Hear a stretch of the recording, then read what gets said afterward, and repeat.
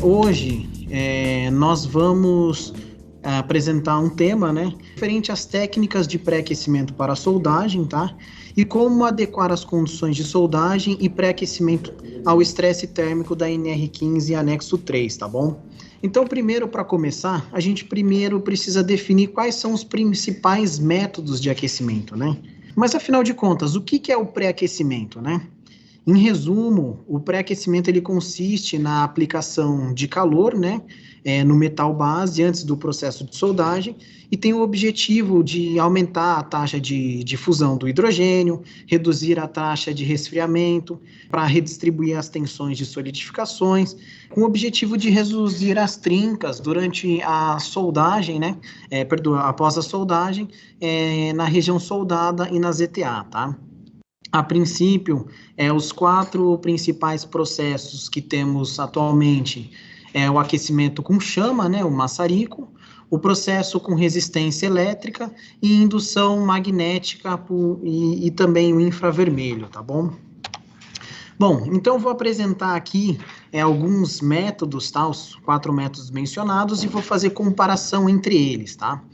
Então, o primeiro, que é a tocha, né, o processo com maçarico, ele possui um baixo investimento inicial, né? Porém, o aquecimento, ele é um aquecimento heterogêneo, né? Você não consegue garantir uma uniformidade em toda a região que precisa ser aquecida, né? Normalmente é um processo mais manual, então que depende do soldador ou alguém específico para ficar controlando o maçarico, né? Então, e ele é um processo que eu não tenho uma forma muito precisa de controlar a temperatura, né? Então, a gente vê aí em campo, né, diversas formas de controlar, a mais usada, inclusive, até o lápis térmico, né? E o maçarico, ele também tem um grande problema, que é o risco operacional, né? Então, a pessoa, ela está exposta, né? O colaborador, ele está próximo à chama, né? E dependendo da quantidade, do diâmetro, da geometria da peça, você não consegue garantir essa uniformidade e também tem esse risco operacional, tá bom? Bom, o outro processo que vamos comentar aqui a respeito do pré-aquecimento com resistências elétricas, tá? Então, esse processo, ele possui um médio investimento inicial, porém, ele garante um aquecimento muito mais preciso quando comparado com o processo de aquecimento com maçarico, por exemplo. A gente consegue visualizar isso justamente porque as resistências, elas conseguem estar em toda a banda de aquecimento, em toda a circunferência, né, garantindo assim uma temperatura uniforme. Além disso, a temperatura, né, é controlada através de um termopar que é soldado na peça. Mais para frente eu vou mostrar mais detalhadamente esse processo, tá? Mas o que vale ressaltar nesse processo também é que ele tem um baixo risco operacional, né? Então, você não tem um contato de chama direto, né? A montagem desse processo você realiza com a peça a frio, inicia o pré-aquecimento, né, o aquecimento da peça, até finalizar o processo de soldagem. Quando a peça está em temperatura ambiente, você faz a desmontagem, tá? Um outro processo que também é muito encontrado aí no mercado é o aquecimento com indução magnética, tá? Esse processo, ele possui um alto investimento inicial, tá? Porém, ele também consegue garantir um aquecimento extremamente homogêneo, né? E o controle de temperatura desse processo é da mesma forma que é utilizado na resistência, né? Ambos são termopares soldados por descarga capacitiva na superfície do material. Esse processo também ele possui um baixo risco operacional, tá? Mas vale ressaltar dois pontos importantes, né? Que pessoas com marca-passo ou pessoas que estão portando algum tipo de botão, zíper, essas coisas, isso pode acabar aquecendo se caso a pessoa entrar em contato com um campo magnético ou estiver numa distância não muito próxima, né? Na verdade. Uma outra coisa que eu gostaria de comparar ele com o processo com resistência elétrica e maçarico, é que, assim, o único processo desses três, que eu comentei até o presente momento, que eu consigo fazer mais de uma junta simultânea, é o processo com resistência elétrica, tá? Porque o maçarico em si, eu preciso ter um colaborador, uma pessoa dedicada para estar lá pré-aquecendo a todo momento, normalmente de forma manual, tá? Existem alguns processos que é um pouco mais sofisticado, como o chuveiro, por exemplo, mas, a princípio, o mais comum que a gente vê em campo é um colaborador literalmente segurando o maçarico, tá? O processo de indução, dependendo da geometria da peça, você não consegue tratar várias juntas simultâneas, né? Porque a limitação acaba sendo o comprimento da bobina, porque você precisa garantir uma quantidade de espira para formar um campo magnético, então também é uma limitação desse processo. Eu vou comentar também a respeito do processo por infravermelho, tá? Esse processo, ele possui um elevado investimento inicial, ele possui uma uniformidade relativamente boa, porém o controle de temperatura dele, às vezes não é muito preciso, dependendo de como que é confeccionado, de acordo com a geometria da peça.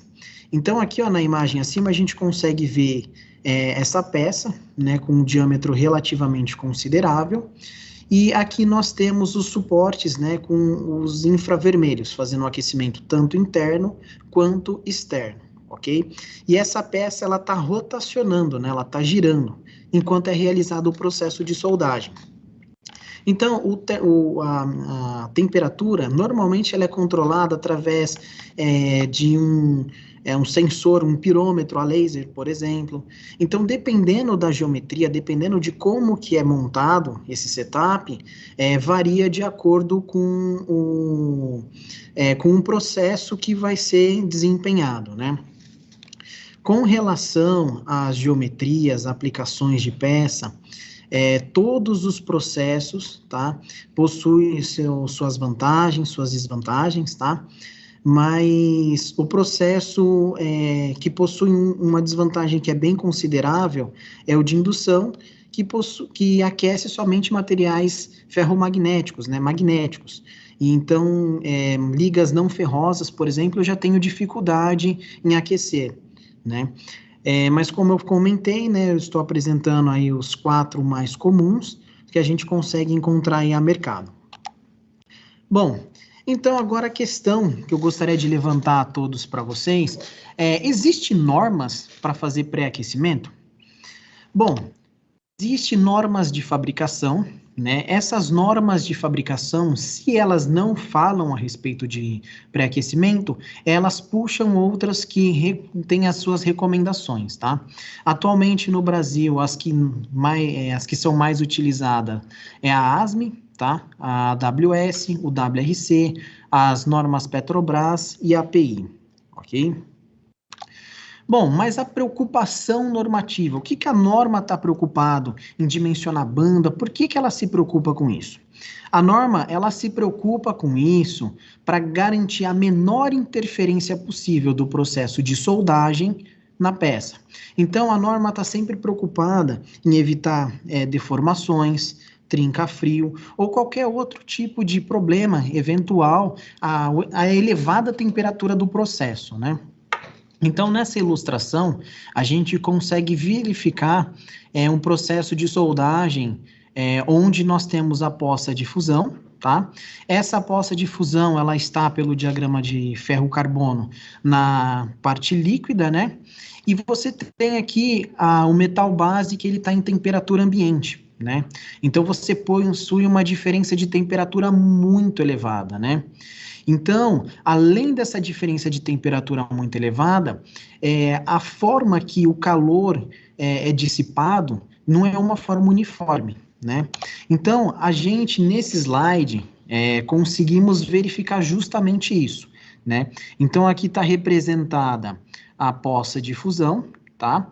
Essa poça de fusão, ela está constantemente trocando o calor com a peça e também com o meio, ok?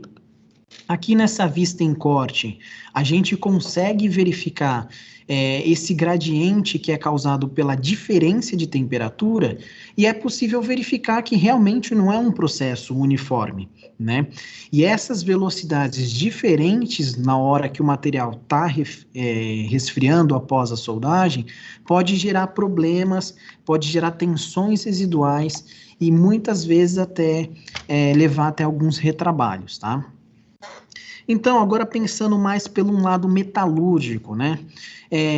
Quando eu estou fazendo um processo de soldagem e eu finalizo, normalmente a microestrutura que nós obtemos é alguma coisa similar a isso que está representado aqui, ó.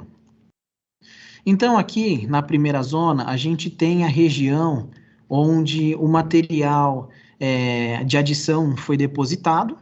Logo em seguida, demarcado aqui como ZTA, nós temos a zona termicamente afetada, ok? E aqui a gente consegue ainda ver um pouco do material base, tá?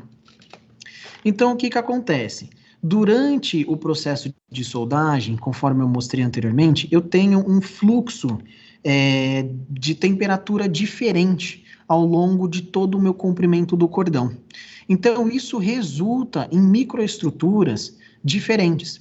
Então, por exemplo, a gente está pegando esse exemplo aqui, onde tem o cordão de solda, nós temos a temperatura na casa aí de 1.600 graus, né, segundo essa representação, na parte do diagrama líquido, na fase líquida, né?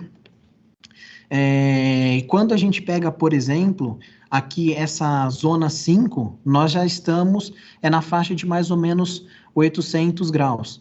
Então, na hora que finaliza o processo de soldagem, você tem essas mudanças, essas diferenças, na verdade, de temperatura.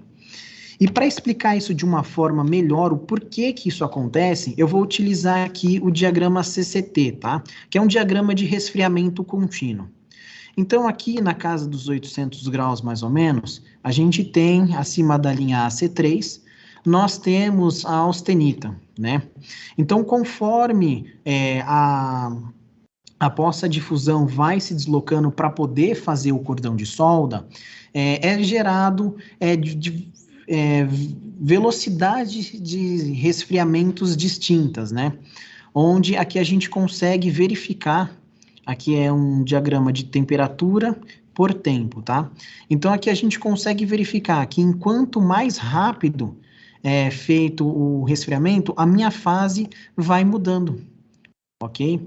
Então, a velocidade do resfriamento, ela está diretamente ligada à microestrutura resultante. E com isso, eu obtenho uma microestrutura com características diferentes ao longo de toda a secção. Então, nessa imagem aqui, nós conseguimos verificar justamente o que aquela ilustração está representando, tá? Então, aqui nós temos o material base, e aqui nós temos essa região aqui da solda, né? Entre a solda e a ZTA. Nós conseguimos ver visualmente aqui o cordão de solda, toda a extensão da ZTA. Aqui nós conseguimos ver algumas ilhas de martensita, por exemplo, que são responsáveis por aumentar a dureza. A gente consegue observar tamanhos de grãos diferentes. Então, tudo isso acontece durante o processo de soldagem e o resfriamento. Então, essa questão da estrutura é totalmente interligada com a velocidade de resfriamento. Então, para poder exemplificar isso, a gente tem aqui um mapa de dureza do material, tá? De um material que foi soldado sem o pré-aquecimento, tá? Então, aqui, quando é observado a faixa de medição, tanto no eixo Y quanto no eixo X, é possível verificar que nós temos regiões em que a dureza é muito mais elevada, principalmente essas regiões logo após um material de adição. E conforme foi exemplificado, né, no diagrama, né, quando eu correlacionei com as imagens, é possível ver um tamanho de grão um pouco maior, né? Isso mostra que a dureza, né, naquela região realmente é um pouco mais elevada. Então, esse daqui é o perfil térmico, o perfil de dureza do material logo após o processo de soldagem sem pré-aquecimento. Bom, mas afinal de contas, o que eu posso fazer para poder reduzir as tensões que são geradas devido ao processo de soldagem? Bom, uma das formas de fazer isso é através da aplicação do pré-aquecimento. Só que tem que ficar muito atento nessa questão, porque assim, o objetivo do pré-aquecimento, um dos objetivos, é reduzir a velocidade de resfriamento, né, para poder facilitar acomodações das tensões, né? Só que para isso você precisa ter um processo que garanta uma boa uniformidade térmica, né? Porque não adianta você estar utilizando um processo que você não consegue garantir uma homogeneidade térmica, você pode estar até introduzindo tensões no material, tá? Então, para isso, comparando aqueles processos que eu mencionei anteriormente, os processos que mais possuem essa uniformidade térmica e que é mais comum em trabalhos em campo, é o processo com resistência elétrica e indução magnética, né? Porque eles são os processos que você consegue garantir uma boa uniformidade térmica e um controle de temperatura extremamente preciso, né? Bom, então, nesse trabalho, nessa apresentação, eu vou procurar focar no pré-aquecimento com a utilização de resistências elétricas, tá? Então, aqui nessa imagem, que é uma imagem ilustrativa, né, onde foi retirado o isolamento térmico, né, para poder facilitar o entendimento e a compreensão, nós temos a resistência, né, que são esses BIDs, né, onde eu tenho um equipamento similar a este aqui, que fornece a energia necessária do processo e eu consigo controlar cada canal de forma independente através desses controladores, tá? Então, o meu canal, como que funciona esse sistema de resistências, tá? Então, o meu canal, ele possui 3 resistências por termopar. E eu consigo fazer programações de forma independente. Então, que nem eu comentei lá no começo, você consegue fazer várias peças simultâneas, várias juntas, por exemplo, de tubulações simultâneas, devido a essa questão de ser 3 resistências por canal, tá? E pensando dessa forma, você também consegue fazer até ciclos, né, de pré-aquecimento ou de tratamento térmico diferentes, devido ser um controlador, né, um programador por canal, ok? E você dimensiona de acordo com a geometria da peça, conforme a configuração que vai ser empregada. Bom, voltando a gente comentar um pouco a respeito da norma, para exemplificar a preocupação normativa, eu peguei a tabela 6.1 da AWS de 2021, tá? Nessa tabela, nós conseguimos verificar qual que é a largura da banda de acordo com o código normativo que eu estou trabalhando, tá? Então, eu vou estar pegando aqui como exemplo o ASME. Então, a ASME, ela fala 3 polegadas, né, mais ou menos 75 milímetros, ou 1,5 vezes, né, a espessura do metal base, né, o que for maior, tá? Então, essa é a recomendação para a ASME. Então, aqui, eu consigo exemplificar mais ou menos como que funciona essa questão do posicionamento das bandas, tá? Então, o que que acontece? Essa bolinha verde é o termopar, tá? Esse termopar, que nem eu comentei, ele é soldado por descarga capacitiva na superfície da peça. Logo em seguida, nós temos a representação das resistências, né? E do isolamento térmico, respeitando aqui o espaçamento, para garantir justamente aquele espaço para o soldador conseguir desempenhar, fazer o cordão de solda, tá? Então, aqui a gente consegue observar uma coisa muito interessante, que seria a troca de calor do processo de soldagem, tá? Então, eu estou constantemente trocando calor, tanto entre as resistências elétricas com a peça, tanto a própria energia de soldagem, né, com a peça, e também eu estou perdendo tudo isso para o meio, né? Então, essa caloria também ela é perdida para o meio, tá? Então, eu peço que vocês se atentem nessa questão, porque a solda, eu sempre tenho uma constante troca térmica, uma troca de temperatura, de calor com o meio, tá? Então, para deixar claro a questão do entendimento de como que funciona a questão normativa, eu peguei este exemplo aqui, que é uma tubulação de 16 polegadas, tá? Que ela está na posição horizontal, onde vai ser feito uma solda de topo, tá? Essa tubulação, ela tem um diâmetro de mais ou menos 406 milímetros, tá? Um diâmetro externo, tá? A espessura de parede está em torno de 40 milímetros, tá? E conforme foi falado no slide anterior, a banda de aquecimento, por exemplo, conforme a ASME, ela deve ser 3 polegadas ou 1,5 vezes a espessura do material, aquilo que for maior. Então, nesse exemplo, eu tenho aqui 400 milímetros, por exemplo, de diâmetro e tenho 40 milímetros de espessura de parede. Então, eu pego 1,5 vezes, dá mais ou menos aí por volta de 60 milímetros de espessura. Só que 3 polegadas é maior, né? Então, para ficar dentro da recomendação normativa, eu tenho que seguir a minha banda como 75 milímetros, que é equivalente a mais ou menos 3 polegadas. Bom, aqui a gente também consegue ver, pessoal, o termopar que é soldado na peça, tá? Então, esse representado em verde são os termopares de controle, tá? Eles que são responsáveis por controlar a temperatura do processo. E o termopar representado em preto é o termopar de monitoramento. São termopares onde eu só tenho que acompanhar o registro da temperatura, por exemplo, tá? E toda a região adjacente que está sendo pré-aquecida, ela deve ser isolada também, respeitando as bandas, tá bom? Bom, aqui a gente consegue verificar um exemplo de fixação do termopar, tá? De acordo com a sua secção. Então, que nem eu comentei, eu tenho um termopar de controle posicionado às 12 horas, tá? E eu tenho aqui um outro termopar de monitoramento posicionado às 18. Coisa que do outro lado do cordão de solda ocorre ao contrário, né? Eu tenho o de monitoramento na posição de 12 horas e tenho o de controle na posição de 18, tá? E aqui eu separei essa imagem para mostrar para vocês como que é a fixação de um termopar, né, por descarga capacitiva na superfície da peça, né? Notem que a superfície da peça está devidamente limpa, tá?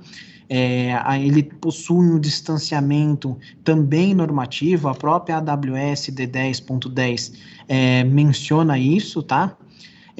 Então, ele é o ponto-chave para garantir o sucesso da homogeneização da temperatura em toda a banda de aquecimento, né, em toda a superfície, tá?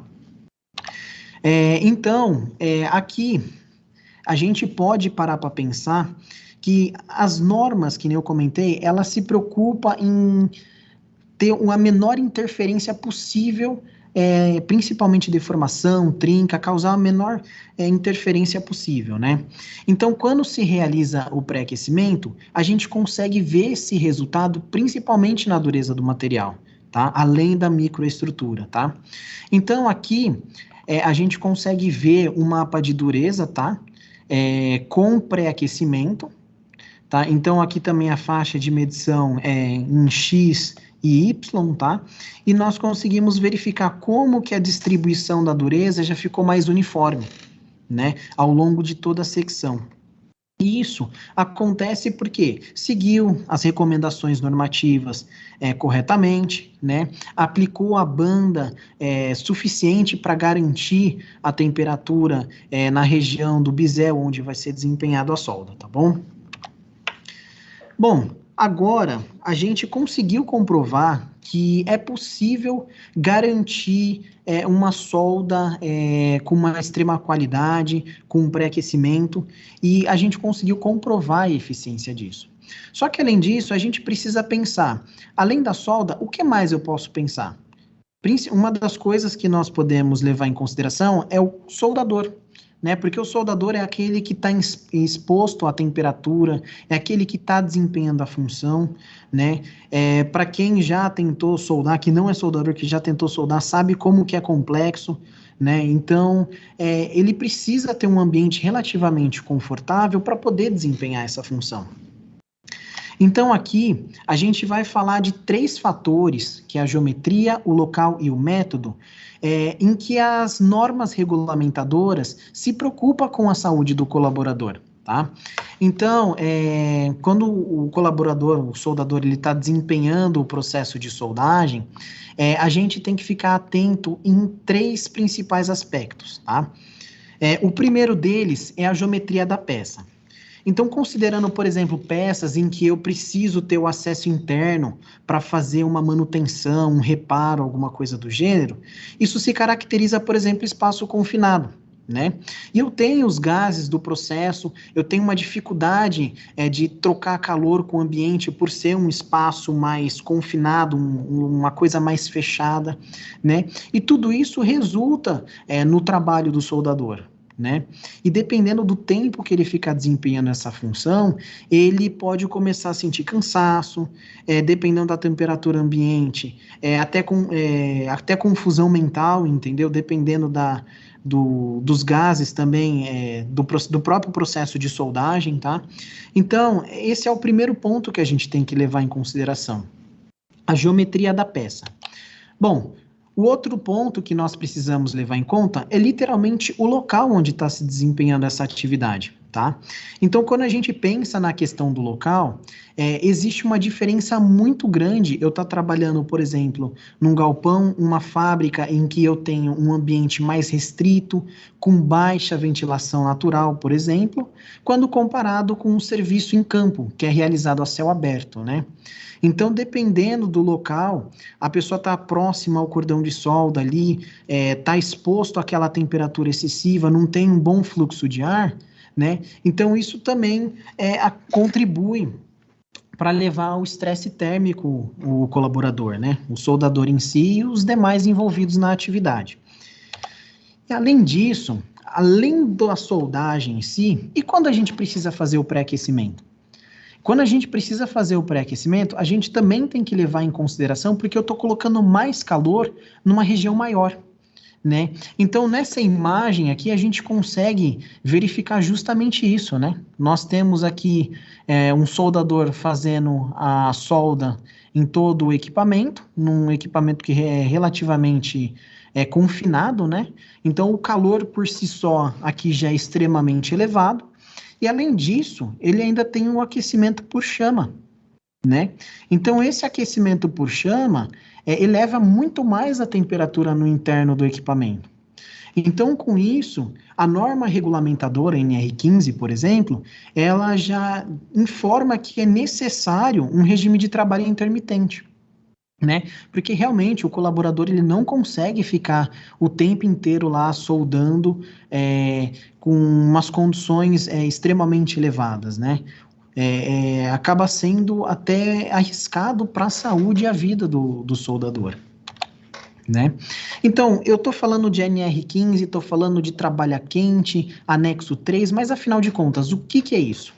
Bom, a NR15 nada mais é do que uma norma regulamentadora, tá? Que ela regulamenta as condições de trabalho e atividades e operações insalubres, tá? Que é o que caracteriza quando eu tenho, por exemplo, um daqueles fatores, ou a soma deles, dependendo da situação, tá? Bom, o anexo 3, ele estabelece os limites de tolerância em que o soldador, os colaboradores que estão envolvidos no processo, pode ficar exposto, tá? E isso é controlado através do tempo que o colaborador ele fica exposto ao calor, né? E isso existe um índice que se chama Índice de Bulbo Úmido do Termômetro de Globo, tá? Que é o IBUTG. Através desse IBUTG, que eu vou explicar um pouco melhor mais à frente, é possível definir qual que vai ser o regime de trabalho dele. Se vai ser um regime de trabalho contínuo ou intermitente, se a função que ele está desempenhando ela é leve, moderada ou pesada. E tudo isso é para verificar se ele está conforme as leis em vigência, né, de descanso. Né, porque ele vai precisar de um tempo, seja dentro ou fora do ambiente de trabalho, para poder descansar, né? Então, o que que acontece?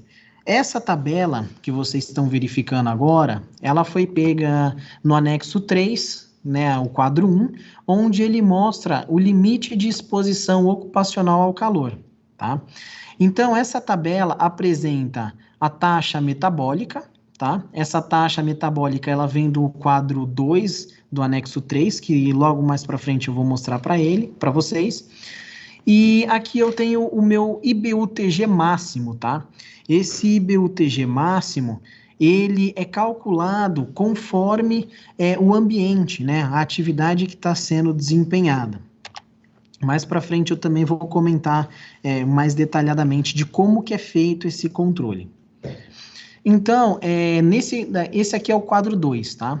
Então, para aquele exemplo que vocês verificaram que a taxa metabólica era 100, é uma atividade e que o colaborador ou soldador, quem estiver desempenhando, se encontra em repouso, né? Tanto que se vocês forem verificar, a temperatura é até uma temperatura mais elevada, né? Ele pode trabalhar continuamente em 33 graus aproximadamente, né?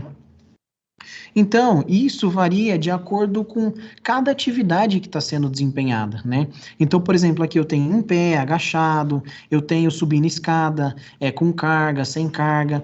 Então, caso a minha atividade que eu estou desempenhando, ela não apresente nesse quadro, a gente vai por similaridade, né? Então, eu vou construindo aqui mais ou menos qual que é a taxa metabólica do colaborador para aquela atividade que está sendo desempenhada. Mas e o IBUTG, né? O que que acontece? O IBUTG, ele é calculado, né? Normalmente é um equipamento similar a esse, tá? Que é conhecido como termômetro de globo.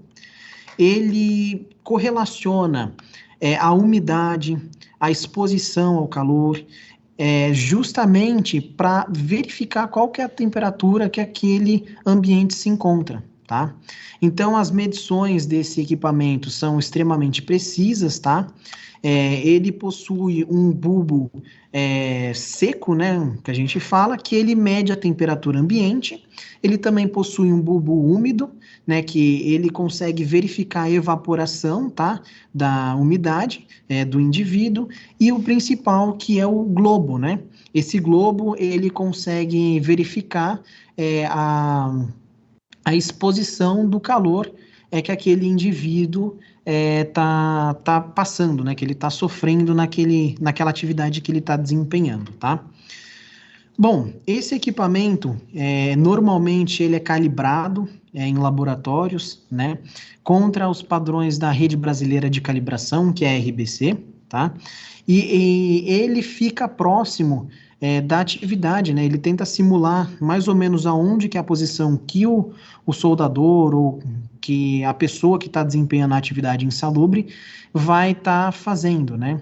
Então, por exemplo, uma pessoa que está trabalhando de pé, esse medidor ele vai ficar mais ou menos na altura do tórax, num tripé, e ele precisa de um tempo de aproximadamente 25 minutos para uniformizar essa temperatura e garantir a precisão na medida, né, no cálculo, né? Bom, com isso, com essas preocupações que eu lancei agora, a gente tem que sempre pensar em 3 principais fatores. Primeiro, é a saúde do colaborador, né, do soldador, a qualidade do trabalho que ele vai estar desempenhando e a produtividade. Porque esses 3 fatores, eles estão totalmente correlacionados.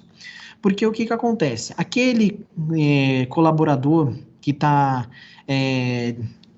desempenhando uma atividade, por exemplo, com o estresse térmico é muito elevado, os mecanismos do corpo, né, do organismo, eles não são suficientes para você conseguir controlar aquela temperatura, né? Então ele vai estar sentindo, sei lá, a pressão dele vai ficar mais baixa, ele vai começar a sentir tontura, cansaço, e tudo isso vai influenciar no quê? Na qualidade do trabalho. Porque dependendo da situação, ele vai querer, por exemplo, trabalhar mais rápido, ou ele não vai conseguir render suficiente, por exemplo, né? E isso também influencia diretamente na produtividade, tá? E quando eu falo trabalhar mais rápido, pense que é no sentido de tentar finalizar aquilo rápido para poder sair daquele ambiente, né? E que nem eu comentei, as causas, né, os sintomas que as pessoas podem sentir quando submetidos em ambientes insalubres baixar a pressão arterial, cansaço, tontura, né, principalmente desidratação, dores de cabeça. Então, tudo isso a gente tem que estar sempre pensando na saúde do colaborador, do soldador, porque é aquela pessoa que vai estar diretamente exposta ao calor da solda e do pré-aquecimento quando aplicável, tá?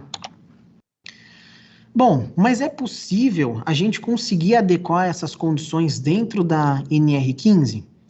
Sim, é possível.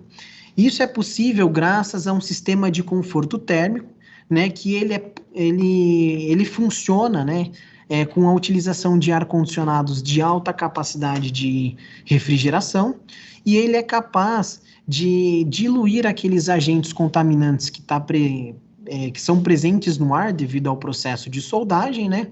E eles também possuem, eles têm que possuir uma capacidade de resfriamento muito elevada, né? Com uma vazão realmente necessária de acordo com o ambiente que está se trabalhando, né?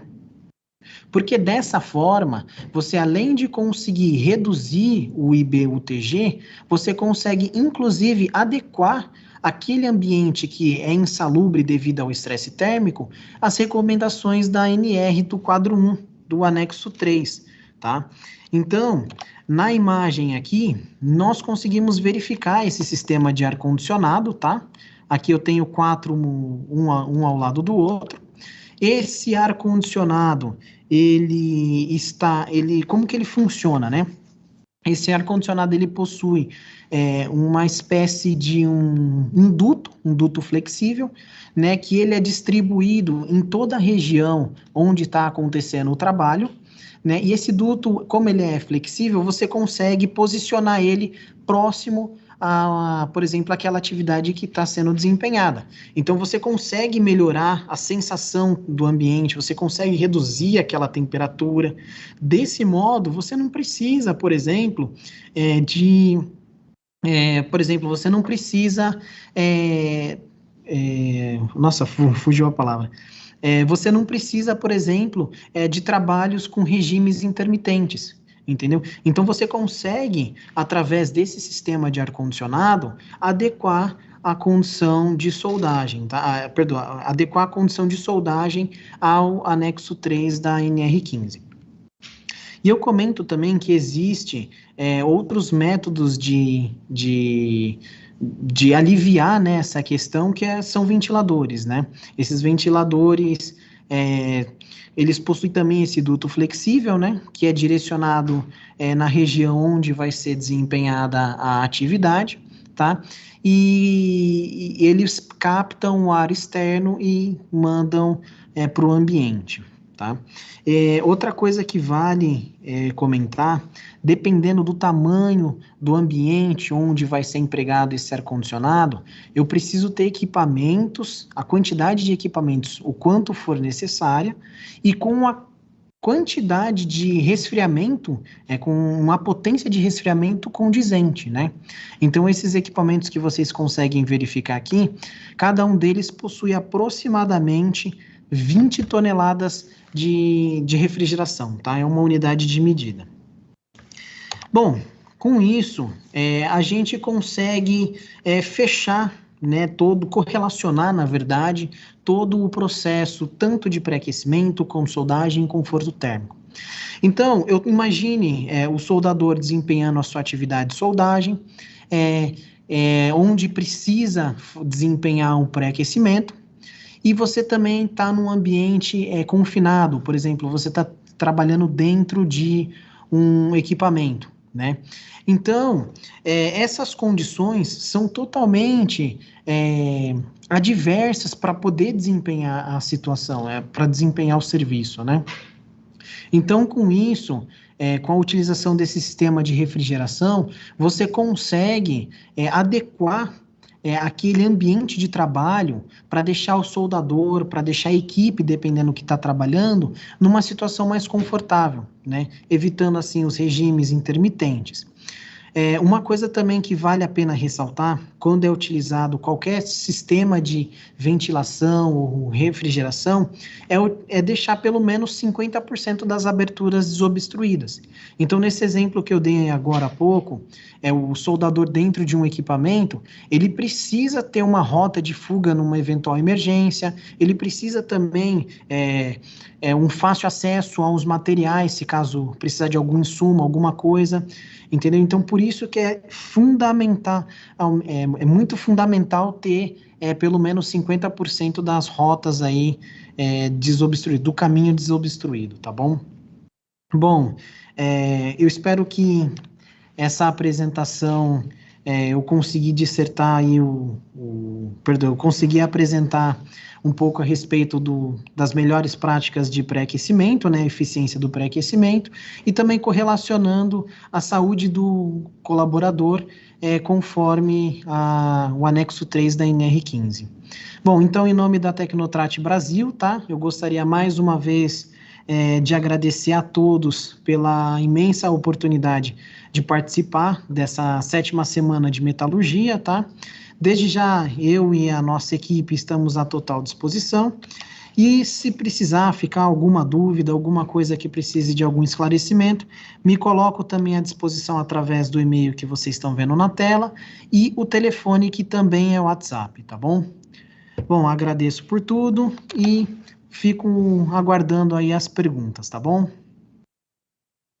Muito bem, Saulo. Excelente apresentação, meu. Legal. Entendeu direito, hein, meu? Show de bola, viu?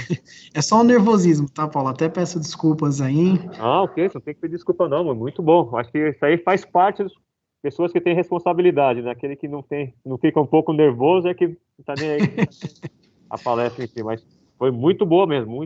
Tem vários elogios aqui que o pessoal tá te mandando, tá? Então, Agradeço. É isso daí, ó. Você tem que externar esse conhecimento todo que você tem. Eu agradeço a Tecnotrate, ao Eliseu, ao pessoal que está sempre colaborando com a escola aqui, tá? Então, excelente. Vou partir para as perguntas, vamos ver se você está preparado mesmo, hein? Ok, vamos lá. Tem um aqui que o pessoal está querendo saber. É o nosso amigo aqui, o Souza, né? Da Lincoln, que também participou na palestra, colabora sempre com a gente. Ele quer saber qual o material usado como exemplo apresentado nos mapas de dureza. A gente está considerando um 1660. 516,60, desculpa. 516,60? Isso mesmo. Para o processo de soldagem por resistência, né? Aquela soldagem a ponto ou por costura, se aplica fazer pré e pós-aquecimento também? Não se aplica, tá? Isso é mais comum, que assim, existe a questão do material, né?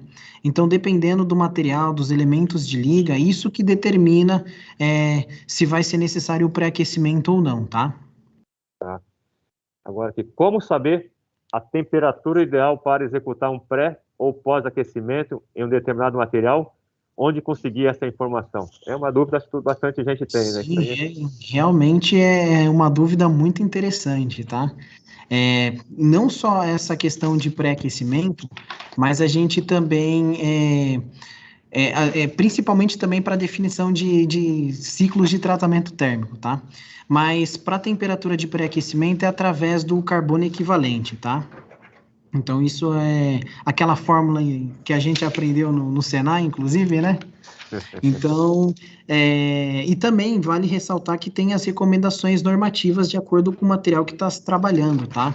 Lá você, além de ter a temperatura de pré-aquecimento, você também às vezes tem até a temperatura de alívio propriamente dito, tá?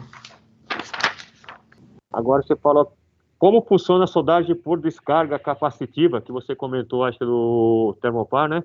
E se ela induz tensão no material por ser uma solda, né? Perfeito, então vamos lá. Essa solda por descarga capacitiva utiliza um equipamento chamado TAU, tá? Que traduzido do termo inglês é unidade de fixação de termopares. Essa unidade de fixação de termopares, ela possui um banco de capacitores, né? Que acumula energia e que é descarregado de uma só vez, tá? Então você tem uma penetração muito pequena, né? Não a ponto suficiente de você introduzir uma tensão elevada no material, tá? A gente está falando aí em torno aí de uns 30 joules, mais ou menos, tá? Então, para quantificar, vamos dizer assim, né? Ah, legal. Aqui está perguntando se o tratamento térmico localizado, ele pode tirar tensões de um local e colocar em outro local que não tinha tensão, né? Então, tanto o pré-aquecimento quanto o tratamento térmico, se ele não for realizado da forma correta, você não está seguindo as bandas, as recomendações normativas, você está sim introduzindo tensões, tá? Então, por exemplo, eu vou pegar o pré-aquecimento que a gente comentou acima ali, né? Você está desempenhando uma atividade em que está sendo aquecida com chama. Você não consegue garantir toda aquela faixa da banda que a norma recomenda na temperatura ideal, né?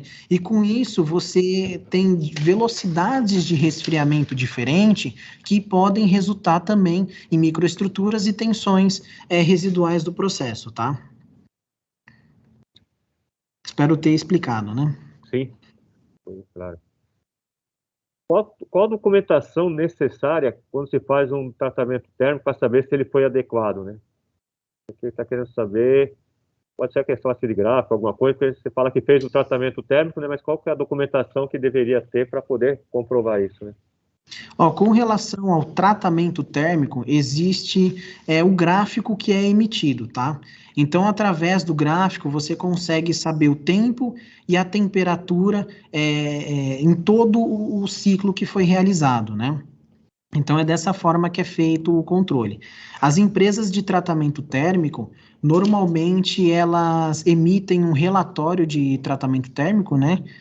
Um relatório de registro de tratamento térmico, conhecido como RRTT, e nesse relatório você consegue saber o tempo, a temperatura, e eles também anexam normalmente essa carta gráfica, tá? Que pode ser digital ou impressa, né? Dependendo da solicitação. No caso específico de esferas, a vasopressão nas formas de esferas, né? Qual é o melhor tipo de tratamento térmico para esse vasopressão aí? Perdoa, você pode repetir, Paulo? Deixa eu ver aqui, entendeu? Ele está comentando no caso específico daqueles vasos de pressão tipo esfera, sabe? Ah, sim. Qual que seria o melhor tipo de tratamento térmico que pode ser usado? Então, né? quando a gente está falando de equipamentos em si de grande porte, principalmente esferas, aí já entra um outro método, tá?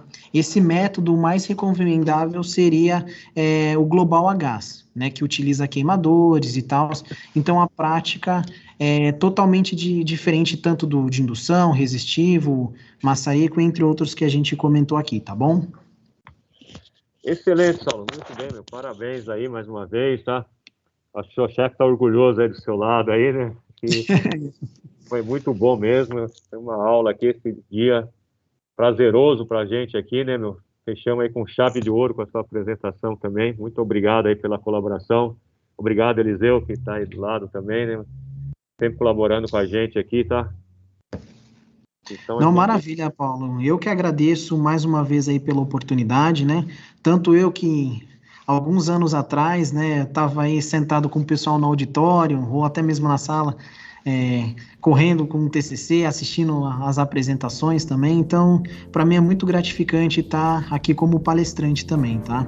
Agradeço mais uma vez e me coloco aí à disposição, tá bom?